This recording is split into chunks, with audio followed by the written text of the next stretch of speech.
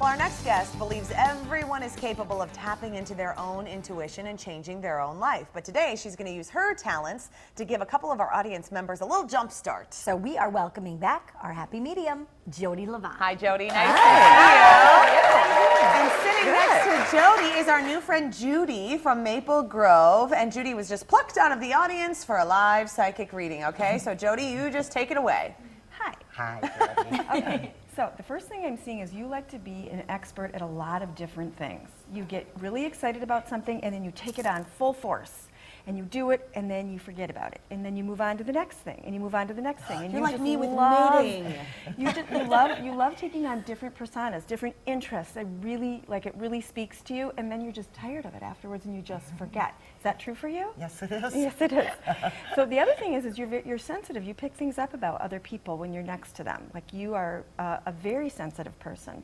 And one of the ways that you don't show your sensitivity, like you kind of hide behind it, and I get this because I've done this, is you are very happy and you're very outgoing, legitimately, and very loving, and that's how you reach people. But inside, you can tell if somebody's in pain.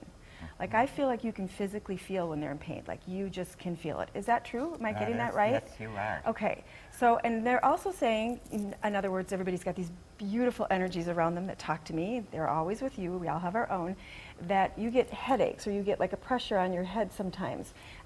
This may sound odd, but sometimes people on the other side that are in heaven like to come back and say, hey, I'm good, I'm fine. Sometimes that's what's going on for you, but this isn't people you know when you feel the pressure on your head. You'd be more inclined to smell something all of a sudden, because there is a man on the other side that's been talking to me since we just got here, like since I came in here, and he's been standing behind you, and I feel like you might not know who he is, but he says he presses on your head. He presses on your head. Do you have recollection of just getting like a feeling on your head? Yeah, so that's what happens when people are on the other side and they want to touch you. Me, I get an itchy nose. We all Kind of rude. I mean, really, don't you think? They don't, you know, let's talk. They don't really have a voice, so they try to get our attention and everything. They used to pull my hair. I know, somehow. Okay, well, Judy, thank you so much. We're going to send you over to meet Kelly, okay? So you head over into the kitchen. you. Kelly's going to grab you. Now, Jodi, when you're talking about, you know, seeing someone on the other side, what are you physically seeing when you say this man is there? So they're on the screen in my head. It's like a giant flat screen TV. I will see scenes of what the person is doing. Sometimes I actually see them as if they're standing right behind you, but it's like a shadow. So if you're looking in the outside in a window and it's nighttime, so you can see your own reflection, but you can kind of see outside, it's the kind of outside piece that I see people when they're on the other side. Very interesting. So interesting. Okay, so Judy from Maple Grove is with our reporter Kelly Hansen. Kel, what do you think? Okay, so I have to ask Judy, when she was saying the pressure on your head, that was very interesting that there was a man on the other side actually pressing on your head. What do you think about that? It is really weird. I've lost a son to suicide, and I lost my father 4 years ago. So I keep wondering if the pressure is from one of them. Very well could be. Was this such an amazing experience for you? It was. And it was so unbelievable that you picked up that I'm sensitive and that I actually feel other people's pain, because I do.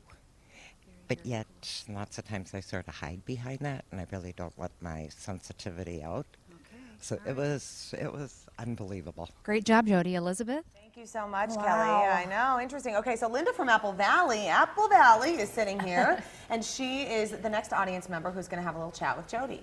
Hi. Hi, Jodi. So everything about you is sincere. And you say what you mean, and you say it very gently. You are one of those people that I grew up think before you talk. If you can't say something nice, don't say anything at all, which I didn't always listen to, but you do. Like Yes, I do. You don't say things that are unkind. You do find a way to get your message across, and you're True. incredibly effective. You're incredibly effective. Good to know. And what's ironic is you see people very clearly. You see who they are, and you see them through your own spirit. You feel who they are. So when I'm sitting next to you, I can be actually inside of you and see how you see, right? And so I feel like there's like cotton balls in my eyes, so I can see, but I can still see something. When I tell you, it's not perfect vision, but when I tell you you can see people, I mean from your spirit. Yes. You're really very, very good at it. Before you go to sleep, do you find yourself jerking awake a lot? Yes. Okay, so what's happening is people around you from the other side are coming to you, and it's going to sound like this happens to everybody, and it does, but not as often as it sounds like. They're trying to talk to you. You're leaving your body when you sleep before you even fall asleep, and so you're jerking asleep. It's like you're connecting with that higher power to reduce yourself also, and the reason you jerk awake is it scares you, because it's like too quick for you. But it's all good. When you wake up in the morning, what I'm hearing from your guides is when you wake up in the morning, you have an answer to a problem that you've been thinking about. You go to sleep, you think about the problem, and you wake up, and there it is. Have you experienced this? Yes. Right. So that's a very high form of intuition. That's a really cool thing that you can do like that. All right, Jodi. Linda, we are going to send you to go chat with Kelly, and we're going to get your reaction to what Jodi has to say coming up in just a couple of minutes right after the break. Stay with us on Twin Cities Live.